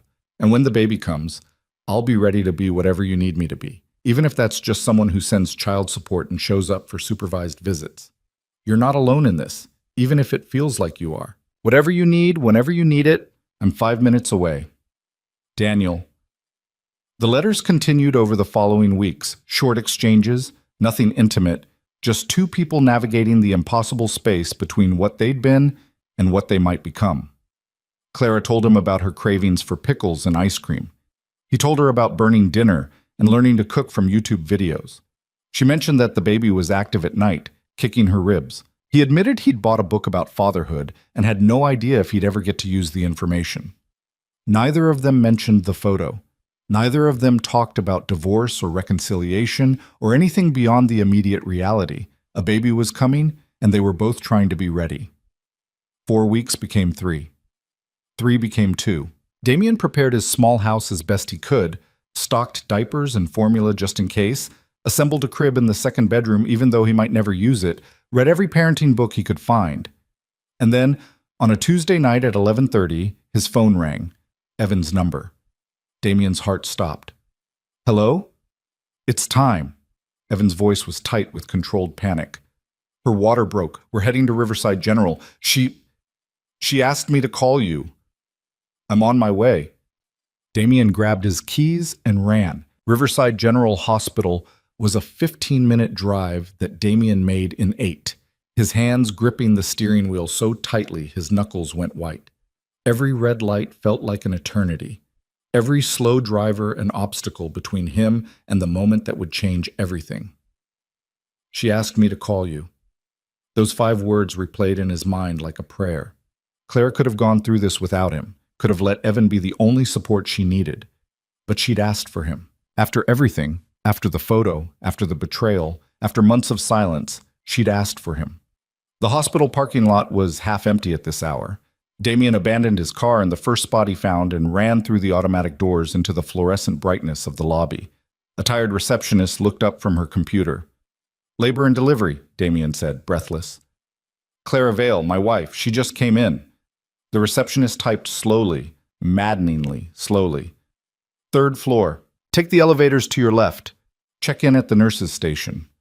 Damien was already moving. The elevator took forever to arrive, and when it did, it stopped on the 2nd floor to let an orderly wheel out an empty gurney. Finally, the 3rd floor. The doors opened onto a hallway that smelled like antiseptic and possibility. The nurses' station was directly ahead. A young nurse with kind eyes looked up as he approached. "I'm looking for Clara Vale. I'm Daniel, her husband." The nurse checked her chart. "She's in room 314. But sir, I need to warn you, she's only 3 centimeters dilated. It could be a long night. Labor with first babies often takes... I don't care how long it takes. I just need to see her." The nurse's expression softened. "Room 314 is down the hall to your right. Her brother is with her now. Just be gentle, okay? She's in a lot of pain." Damien nodded and walked down the hallway on legs that felt disconnected from his body. "Tresimti chetrapad smitayas." The door was partially open, and through it he could hear Clara's voice, tight with pain. "I can't do this. Evan, I can't. It hurts too much." "Yes, you can. You're the strongest person I know. You left a man who didn't deserve you while 7 months pregnant. You rebuilt your whole life. You can absolutely do this." Damien stopped outside the door, frozen. Part of him wanted to burst in, to be there for her, to somehow make this easier. But another part, the part that had been learning to step back, to not make everything about him, knew he needed permission first. He knocked softly. The conversation inside stopped. Then Evan's voice. "Come in." Damien pushed open the door. The room was small and functional. A hospital bed with monitors beeping softly, a chair where Evan sat, a window overlooking the parking lot. And in the bed, Clara. She looked exhausted already, her hair pulled back, her face pale except for 2 spots of color high on her cheeks. She wore a hospital gown and had one hand pressed protectively over her enormous belly. When she saw Damien, something flickered across her face. Relief, maybe, or fear, or something too complicated to name. "You came," she said softly. "You asked me to." Damien stayed near the door, unsure if he was allowed to come closer. "I'll always come when you ask." Evan stood up. "I'm going to get coffee. Give you 2 a minute." He paused next to Damien, his voice low. "Don't make me regret calling you." Then he was gone, and Damien and Clara were alone for the first time in 3 months. "How are you feeling?" Damien asked, which was possibly the stupidest question in the world given the circumstances. Clara almost smiled. like there's a person trying to claw their way out of my body. The contractions are about 6 minutes apart. The doctor said I'm in for a long night. Can I? Damien gestured toward the chair Evan had vacated. Can I sit? Yes, please. He moved carefully, like any sudden movement might shatter the fragile permission she'd granted. Up close, he could see the lines of pain bracketing her mouth, the way her hands trembled slightly on the blanket. I got your letters, Clara said. All of them. I didn't expect you to respond to everyone. I just needed you to know I was thinking about you, about the baby. I know. It helped. Knowing you were trying. She winced as another contraction started, her whole body tensing. Damien watched helplessly as she breathed through it, counting under her breath. 1, 2, 3, 4, 5. The contraction peaked and then slowly released its grip. Clara sagged back against the pillows, exhausted. What can I do? Damien asked. There has to be something. There isn't. You just have to wait. We both do. What? She looked at him, really looked at him, for the first time since he'd entered the room. You look different. I am different. How? Damien considered the question. How could he explain the past 3 months, the therapy sessions, the small house, the learning to cook and be alone with his thoughts, the slow, painful process of dismantling the empire he'd built inside himself? I sold the penthouse, he started. Moved to Riverside. Gave Marcus control of the business. Started seeing a therapist twice a week. Learned that I was running from vulnerability and calling it ambition. Clara's eyes widened slightly. You're in therapy? Have been for 2 months. Turns out I have a lot to work through. Like what? Like the fact that I built an empire because I was terrified of being powerless. Like the fact that I made you invisible because you saw the real me, and that scared me more than any business rival ever could. Like the fact that I sent that photo because some broken part of me wanted to destroy our marriage before you could wake up and realize you deserved better. The words hung in the air between them. Clara's expression was unreadable. Dr. Chen, my therapist, she says I'm a work in progress, Damien continued. That healing isn't linear, that I'm going to mess up again. But I'm trying, Clara. I'm really trying to become someone worthy of being this baby's father. And maybe, someday, worthy of being your partner again. Daniel? Clara stopped, correcting herself from the harder Damien to the softer name he had asked her to use years ago. I don't know if we can go back. I know. I'm not asking to go back. I'm asking for the chance to go forward, differently. Before Clara could respond, another contraction hit. This one was stronger and she gasped, her hand clutching the bed rail. Without thinking, Damien reached out and took her other hand. She gripped it hard enough to hurt, her nails digging into his palm as she rode out the wave of pain. Breathe, he said softly. You're okay. I've got you. 1, 2, 3, 4, 5. He counted with her through the contraction, his voice steady even though his heart was racing. When it passed, Clara didn't let go of his hand. Thank you, she whispered. Always. Evan returned with coffee and stopped in the doorway, taking in the scene. Damien and Clara, hands clasped, something fragile and hopeful building in the space between them. Contraction? Evan asked. A bad one, Clara confirmed. They're getting closer together. Evan handed her a cup of ice chips. The nurse said you can have these. Nothing else until after delivery. The hours that followed blurred together into a strange, suspended reality. Contractions came and went, each one stronger than the last. The doctor checked in periodically, measuring progress with clinical efficiency. 4 centimeters. 5. 6. Clara's pain intensified, and with it, her exhaustion. Damien stayed. Evan had offered to take shifts, to give him breaks, but Damien refused. Every time Clara's hand reached out during a contraction, he was there. Every time she needed ice chips or a cool cloth or just someone to count her through the breathing, he provided it. Around 3 in the morning, when Clara was 7 centimeters dilated and crying from the pain, she looked at Damien with red-rimmed eyes. I'm scared, she admitted. Of what? Of everything. Of the pain getting worse. Of something going wrong, of being a terrible mother, of doing this alone. You're not alone, Damien said firmly. I'm here. Evan's here. You have people who love you, and you're going to be an incredible mother. How do you know? Because you left me to protect this baby. You chose peace and safety over comfort and familiarity. You're already making the hard choices that good parents make. Clara's laugh was watery. That's a really backwards compliment. It's the truth. Damien squeezed her hand. And when this baby comes, whether or not you and I are together, I'm going to show up. For every midnight feeding, every doctor's appointment, every moment you need backup. I'm going to be the father I promised to be when I wrote you that letter 4 years ago. The letter, Clara murmured. I read it last week. You promised to choose me every day. I broke that promise, I know, but I'm asking for the chance to make a new one. To choose both of you every day for the rest of my life. Before Clara could respond, the doctor entered. Doctor. Patricia Morrison was in her 50s, calm and competent, with the air of someone who'd delivered thousands of babies and knew exactly how to handle the drama that came with them. Let's check your progress, she said, pulling on gloves. After a quick examination, she smiled. You're at 10 centimeters, Clara. It's time to push. The word sent a spike of panic through the room. Clara's grip on Damien's hand tightened to the point of pain. I'm not ready. I can't.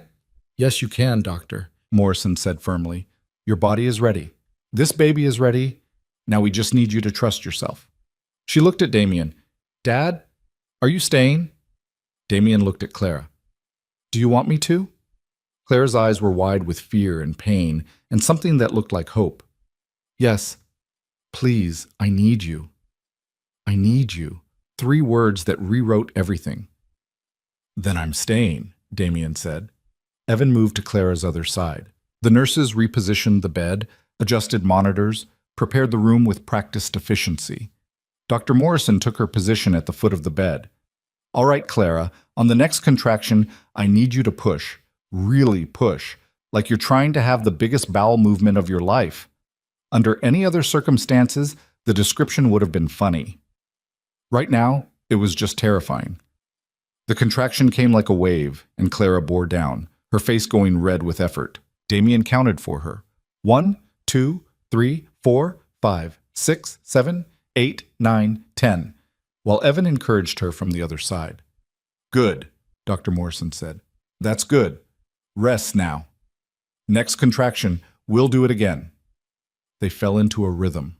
Contraction, push, rest. Contraction, push, rest. Clara's exhaustion was palpable, her strength wavering with each cycle. Sweat dampened her hair. Her hospital gown clung to her. But she kept pushing, kept fighting, kept bringing their child into the world with a determination that left Damien in awe. I can see the head, Dr. Morrison announced. Clara, you're almost there. A few more good pushes. I can't, Clara sobbed.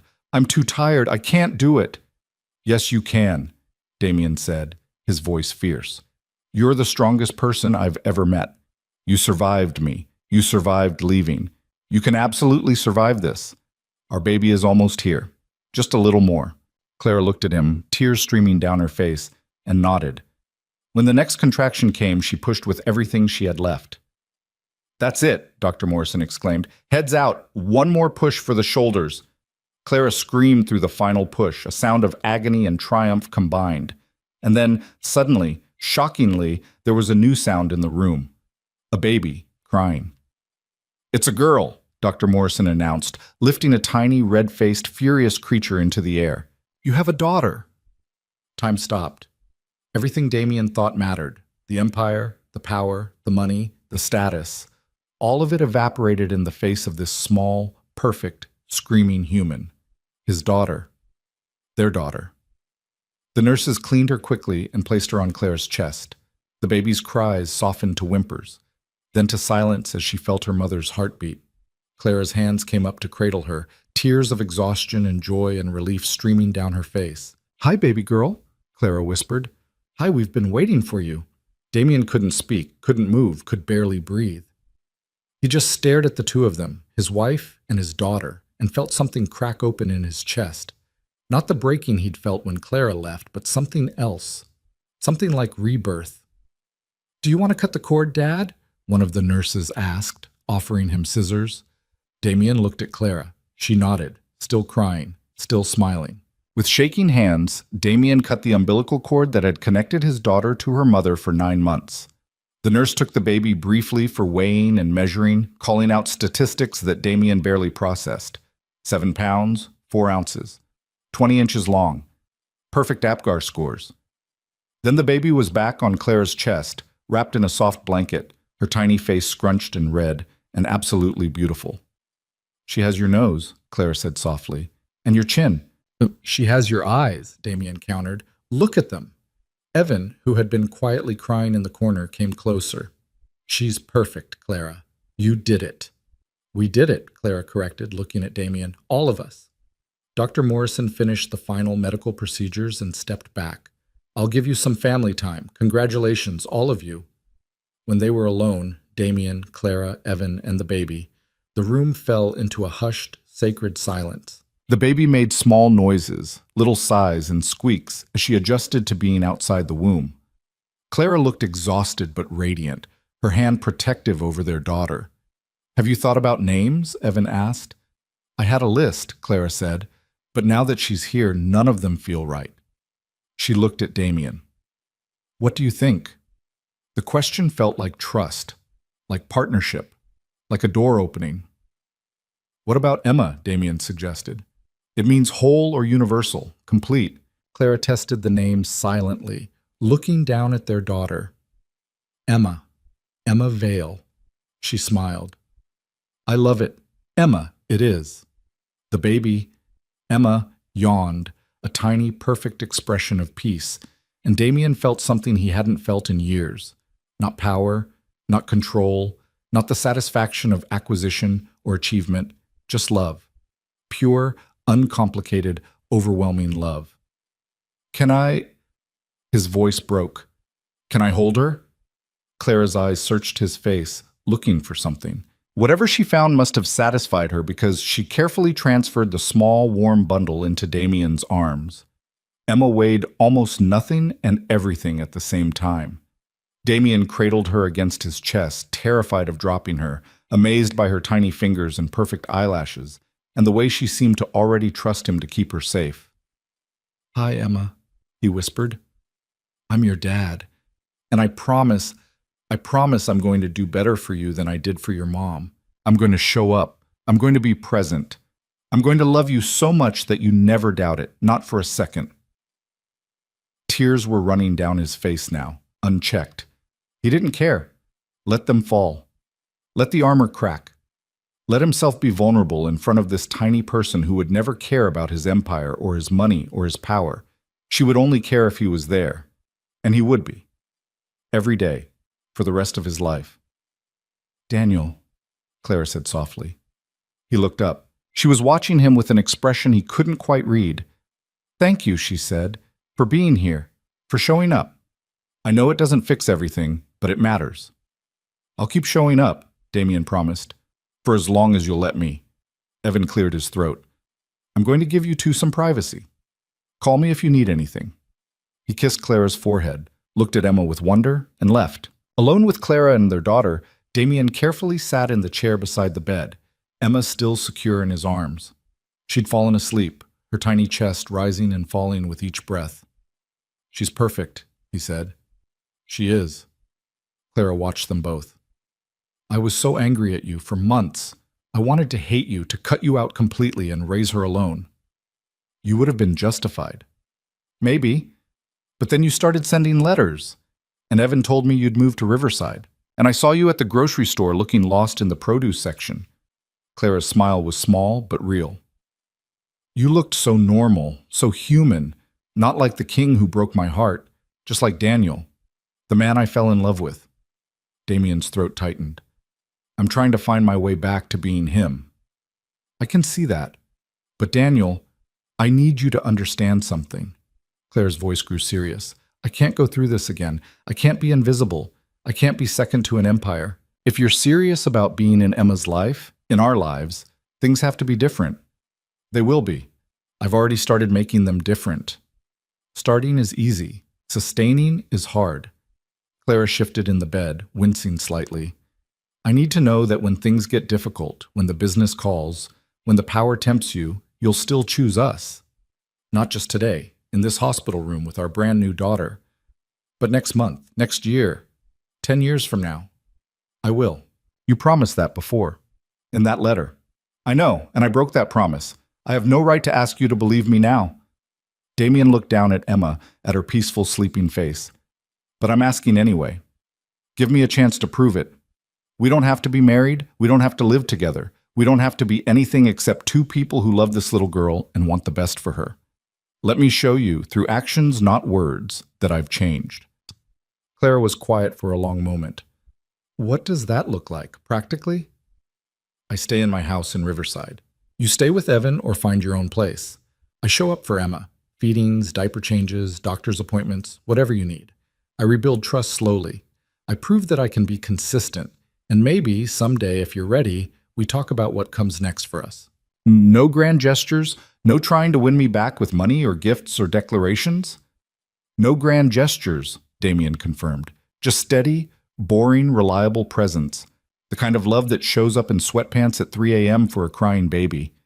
Clara's eyes were bright with tears. I want to believe you. Then let me give you reasons to, one day at a time. Emma stirred in Damien's arms, making a small sound of protest. Clara reached out, and Damien carefully transferred their daughter back to her mother. Clara settled Emma against her chest, and the baby immediately calmed, recognizing the heartbeat she'd lived with for 9 months. She's going to need a middle name, Clara said. Any ideas? I was thinking Grace. Emma Grace Vale. It's perfect. She is Grace. Undeserved, unexpected, transformative grace. Clara smiled. Look at you, getting philosophical. Fatherhood does that to a man, apparently. They sat in comfortable silence, watching Emma sleep, each of them processing the seismic shift that had just occurred. A baby had been born. A family had been created. The future, uncertain as it was, had begun. After a while, a nurse came in to check on Clara and Emma, to help with the first feeding, to explain what the next few hours would look like. Clara would stay in the hospital for at least a day, maybe 2. Emma would be monitored. Visitors would be limited. Dad, you can stay as long as you want, the nurse said to Damien. We have a fold-out chair that converts to a bed. Damien looked at Clara. Do you want me to stay? Clara hesitated, then nodded. Yes, I think I do. So Damien stayed. He stayed through the first feeding, awkward and beautiful, Emma figuring out how to nurse while Clara figured out how to be a mother. He stayed through the pediatrician's first visit, asking 1,000 questions about everything from sleep schedules to diaper contents. He stayed through the night, sleeping fitfully in the uncomfortable fold-out chair, waking at every sound Emma made. And in the quiet hours before dawn, when Clara was sleeping and Emma was awake, Damien held his daughter and made promises he intended to keep. I'm going to be better for you, he whispered. I'm going to show your mom that change is real. I'm going to teach you that power is nothing compared to love. And I'm going to make sure you never doubt that you're the most important thing in my world. Emma gazed up at him with unfocused eyes, her tiny hand wrapped around his finger. She didn't understand the words, but somehow Damien felt like she understood the intention. This was his second chance, his opportunity to prove that the man who destroyed his marriage could become the father his daughter deserved. He wouldn't waste it. The first 2 weeks of Emma's life passed in a blur of sleepless nights and steep learning curves. Claire stayed with Evan, setting up the guest room as a makeshift nursery, and Damien showed up every single day. Not with grand gestures or expensive gifts, but with the quiet consistency he'd promised. He arrived at 7 each morning with coffee and breakfast. Bagels from the shop Clara liked, fruit she could eat one-handed while nursing. He stayed through the morning feeding, learning to change diapers with fumbling hands that gradually became more confident. He held Emma while Clara showered or napped or simply sat in silence, recovering from the marathon of birth. Evan watched this routine with skeptical eyes, waiting for Damien to slip, to revert, to prove that this transformation was temporary. But days became weeks, and Damien kept showing up. Not as the powerful businessman who commanded respect through fear, but as a tired new father in wrinkled t-shirts who sang off-key lullabies and Googled things like, Is baby poop supposed to be that color? You're really doing this, Evan said one morning, finding Damien in the kitchen at 6 a.m., preparing bottles with the concentration of someone defusing a bomb. Doing what? Being a dad. Being present. I didn't think you had it in you. Damien measured formula carefully into the bottle. Neither did I. But she makes me want to be better. He looked at Evan. They both do. Clara's not ready to forgive you yet. You know that, right? I know, and I'm not asking her to. I'm just asking to be here. Evan nodded slowly. Keep it up. Maybe you'll surprise us both. The days developed a rhythm. Mornings with Emma while Clara rested. Afternoons when he'd return to his own house to work remotely, handling only the most essential business decisions while Marcus ran everything else. Evenings back at Evan's, helping with the bedtime routine, then going home to his empty house where he'd collapse into bed and do it all again the next day. It was exhausting. It was mundane. It was the hardest thing Damien had ever done. And it was also the most meaningful. 3 weeks after Emma's birth, Clara asked to see his house. I've been thinking, she said, Emma asleep in her arms. You keep showing up here, but I've never seen where you live, where Emma would stay during your custody time. Damien's heart kicked up. You want to come over? Is that okay? Of course. Whenever you want. The next afternoon, Clara pulled up to his small house in Riverside. Damien watched from the window as she extracted Emma from the car seat, with the practiced efficiency of someone who'd done this 100 times in 3 weeks. She looked beautiful in the afternoon light, tired and real, and nothing like the woman who used to wait in the penthouse wearing designer clothes in loneliness. He opened the door before she could knock. Welcome, he said, suddenly nervous. It's not much. Clara stepped inside, looking around with curious eyes. The house was clean but spare. Furniture from secondhand stores, walls that needed painting, floors that showed their age. Nothing like the penthouse with its marble and luxury. But in the second bedroom, visible through the open door, was the crib he'd assembled, the changing table he'd stocked, the rocking chair he'd bought, hoping someday he'd get to use it. You set up a nursery, Clara said softly. I wanted to be ready, in case you ever needed me to take her overnight, or even just for a few hours. Damien gestured around. I know it's not fancy, but it's safe. And it's close. Clara walked through the small house, taking in details. The kitchen where he'd clearly been teaching himself to cook, cookbooks stacked on the counter, a pan soaking in the sink. The living room with its mismatched furniture and the parenting books piled on the coffee table. The bedroom with its simple bed and the photo on the nightstand. Not of his empire or his achievements, but of Clara, taken years ago when they were still happy. You kept that picture, she said, picking it up. I kept everything that mattered. I just forgot to act like it mattered until it was too late. Clara set down the photo and turned to face him. Emma was starting to stir, making the small grunting noises that preceded crying. She's going to be hungry soon. You can feed her here, if you want. The nursery has a rocking chair. So Clara settled into the chair Damien had bought and nursed their daughter in the room he'd prepared with hope and uncertainty. Damien stood in the doorway watching them and felt something shift in his chest. This was what home was supposed to feel like. Not impressive or expensive or designed to prove anything, just safe and warm and filled with the people who mattered. Daniel, Clara said quietly, can I ask you something? Why did you really send that photo? The question he'd been dreading, the one he'd asked himself 1,000 times in therapy. Damien came into the room and sat on the floor, his back against the wall, giving Clara space. I was drunk and stupid and trying to prove I was still in control, he started. But Dr. Chen helped me see it was more than that. I was terrified. Of what? Of you seeing who I really was and deciding I wasn't enough. I'd built this whole persona, the untouchable king, the powerful businessman, the man who had everything under control.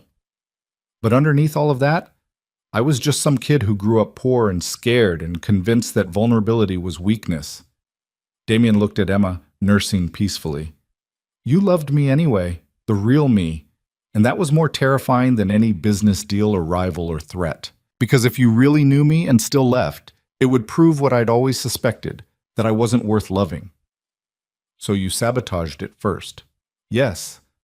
I destroyed our marriage so I could tell myself it was my choice, my control, instead of facing the possibility that you might wake up one day and realize you deserved better. Clara was quiet, processing. Emma had fallen asleep mid-feeding, milk-drunk, and peaceful. Clara carefully adjusted her clothing and held their daughter against her shoulder. "That's the most honest thing you've ever said to me," she finally said. "I'm trying to be honest now about everything. It doesn't undo the hurt." "I know. Nothing can undo it. I can only try to do better going forward." Clara looked around the nursery, at the crib with its simple sheets, the changing table stocked with diapers and wipes, the small bookshelf already filled with board books. "You really have changed, haven't you?" "I'm trying, every day." "Show me the rest of your life," Clara said suddenly. "Not just this house. Show me what you do when you're not with Emma, how you spend your time, who you've become." So Damien did. Over the following days, he let Clara see the unglamorous reality of his new life. She came with him to therapy, sitting in Dr. Chen's waiting room with Emma while Damien worked through his issues. She saw him at the grocery store, carefully comparing prices and brands, like someone who'd learned the value of money by no longer using it to solve every problem. She watched him cook dinner, still not great at it, but improving, and laughed when he burned the garlic bread. "You really don't have a chef anymore," she said, amused. "Turns out cooking for yourself is humbling, and also kind of satisfying when it doesn't turn into charcoal." She met Marcus, who came to Riverside for a business update, and barely hid his shock at Damien's transformed life. "This is where you live now?" Marcus said, looking around the small house. "Voluntarily?" "This is where I live," Damien confirmed. "And you're happy?" Damien looked at Clara, who was feeding Emma on the couch, looking more at home in his modest living room than she ever had in the penthouse. "I'm getting there." After Marcus left, with instructions Damien barely registered about territories and deals that felt like someone else's life, Clara turned to him. "He thinks you've lost your mind." "He's probably right." "Have you lost your mind?" "No, I think I'm finding it." Damien sat beside her on the couch, careful not to crowd her space.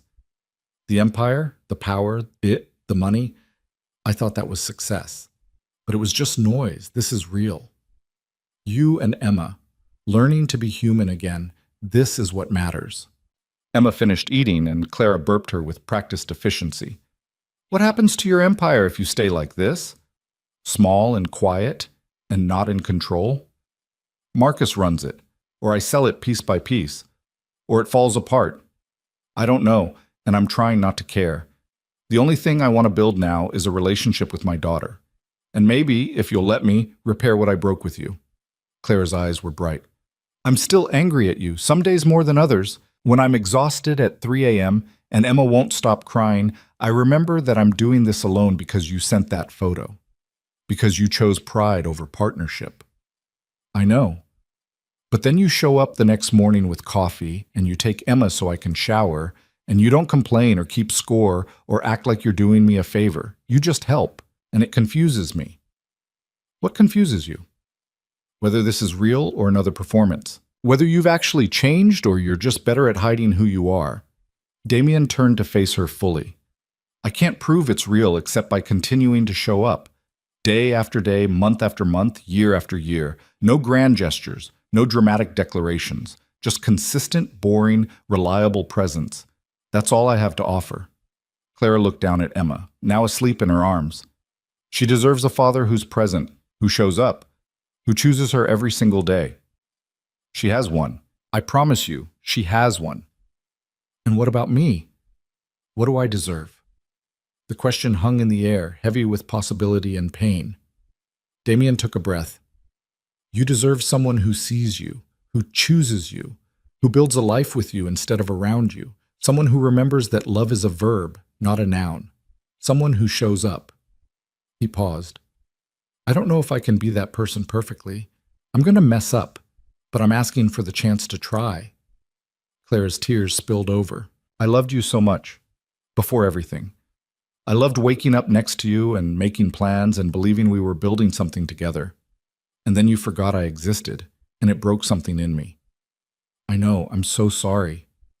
"Sorry isn't enough." "You're right, it's not. But it's a start." Damien carefully reached out and wiped a tear from Clara's cheek. She didn't pull away. I'm not asking you to forgive me today, or tomorrow, or even this year. I'm asking you to let me prove that change is real, that the man you fell in love with is still in here somewhere, trying to find his way back. Emma stirred, making a small sound. Clara rocked her gently, and the baby settled back into sleep. I need time, Clara said finally. I need to see that this is sustainable, that you won't wake up one day and decide being ordinary isn't enough. Take all the time you need. I'll be here. The weeks turned into months. Emma grew and changed, hitting milestones that filled Damien with wonder. Her first smile, her first laugh, the way she'd light up when she saw him. He was there for all of it, documenting everything with photos he sent to Clara, even though she was usually right there beside him. Clara slowly, cautiously led him further into her life. She started coming to his house more often, staying for dinner, letting Emma nap in the nursery he'd prepared. She talked to him about things beyond logistics, her fears about motherhood, her dreams for Emma's future, her own plans to eventually go back to work. I've been thinking about taking some online courses, she said one evening. They were sitting on his back porch while Emma slept in the baby monitor on the table between them. Maybe finish my degree. I had 2 semesters left when we got married. What were you studying? Psychology. I wanted to be a therapist. Damien smiled. You'd be good at that. You always knew how to read people. Except you, apparently. I completely missed the signs that you were self-destructing. I was good at hiding, and you were good at giving me the benefit of the doubt. He paused. You should finish your degree. I can watch Emma while you study, or we can hire help if you need it. I don't want your money, Daniel. It's not about money. It's about supporting your dreams, the ones I ignored when I was too busy building my empire. Clara looked at him in the gathering darkness. You really mean that? Every word. 4 months after Emma's birth, Marcus called with news. The Castellanos want to buy you out, he said. All of it. Your territories, your contacts, your operations. They're offering $60 million. Damien sat on his back porch, watching Clara push Emma in a stroller around the small yard. What do you think I should do? A year ago, you would have told them to go to hell, that the empire wasn't for sale at any price. And now? Now I think you should take it. You're not coming back, are you? Not really. No, I'm not. Then sell it. Walk away clean. Use the money to build something real instead of something powerful. Damien thought about the penthouse he'd sold, the life he'd abandoned, the person he'd been when power mattered more than presence. Set up the meeting. I'll sell. You're sure? Completely. The empire was never what I needed. I just didn't know it until I lost everything that mattered. The deal closed 3 weeks later. Damien signed papers that transferred everything he'd built over a decade to the Castellanos, and in return received a check that represented more money than most people saw in a lifetime. He put half in a trust for Emma, donated a quarter to organizations that helped families in poverty, the kind of poverty he'd grown up in, the kind that had driven him to build an empire in the first place. The remaining quarter he invested conservatively, enough to live on comfortably without ever working again if he chose. Then he called Clara. Can I take you and Emma to dinner? Somewhere nice. I want to celebrate something. Celebrate what? The end of the empire. The beginning of everything else. Clara was quiet for a moment. Okay, but Daniel, nothing too fancy. I don't want to feel like you're trying to impress me with money. How about that Italian place in Riverside? The one with the checkered tablecloths and the garlic bread you like? Perfect. They went to dinner as a family, Damien, Clara, and 6-month-old Emma, who sat in a high chair and gummed breadsticks while her parents talked. Damien told Clara about selling the business, about the relief he felt watching it go, about the foundation he wanted to start to help families like the one he'd grown up in. You're really done with all of it? Clara asked. The power, the fear, the empire. Completely done. It was never real anyway, just performance. He gestured at the 3 of them, at the ordinary restaurant full of ordinary people living ordinary lives. This is real. Clara reached across the table and took his hand. It was the first time she'd initiated physical contact since Emma's birth, and the gesture made Damien's heart race. I'm proud of you, she said softly, for choosing differently, for actually changing instead of just talking about it. Does this mean It means I'm ready to try. Not to go back to what we were, but to build something new, something better, something real. Emma chose that moment to throw her breadstick on the floor, and they both laughed. Damien retrieved it while Clara cleaned Emma's hands, and the moment was so beautifully mundane that Damien felt his eyes sting with tears. This was what he'd been chasing his whole life without knowing it. Not power or status or wealth. Just this. Connection. Presence. Love. 6 months later, Clara moved into the house in Riverside. Not back into a marriage. They both agreed they needed to rebuild that slowly, intentionally, with counseling and communication and conscious effort, but into a partnership. Two people raising a daughter together, learning to be teammates instead of strangers. The house felt different with Clara in it. She brought warmth and life, hanging photos and plants, cooking meals that actually tasted good, making the space feel like a home instead of a waiting room. Emma had her own room now, painted a soft yellow, filled with toys and books and love. Damien and Clara went to couples therapy every week, working through the damage he'd caused, learning new patterns of communication, building trust brick by careful brick. Some sessions were hard. Some left them both in tears. But they kept showing up, kept trying, kept choosing each other, even when it would have been easier to walk away. On Emma's first birthday, they threw a small party in the backyard. Evan came, bringing a ridiculously large stuffed elephant. Dr. Chen stopped by briefly, smiling at the progress her patient had made. Marcus showed up with his wife, shaking his head at how far Damien had fallen and risen simultaneously. "Look at you," Marcus said, watching Damien help Emma smash a cake with her tiny hands. "A year ago, you were running an empire. Now you're covered in frosting and grinning like an idiot." "Best decision I ever made," Damien said, wiping icing off Emma's face while she laughed. "Selling the business? Losing everything first, then choosing to build it back differently." That evening, after the guests had left and Emma was asleep, Damien and Clara sat on the back porch watching the sunset. The sky was painted in shades of pink and orange, and the air was warm with the promise of summer. "I've been thinking," Clara said. "About what?" "About us. About what we're building." She turned to face him.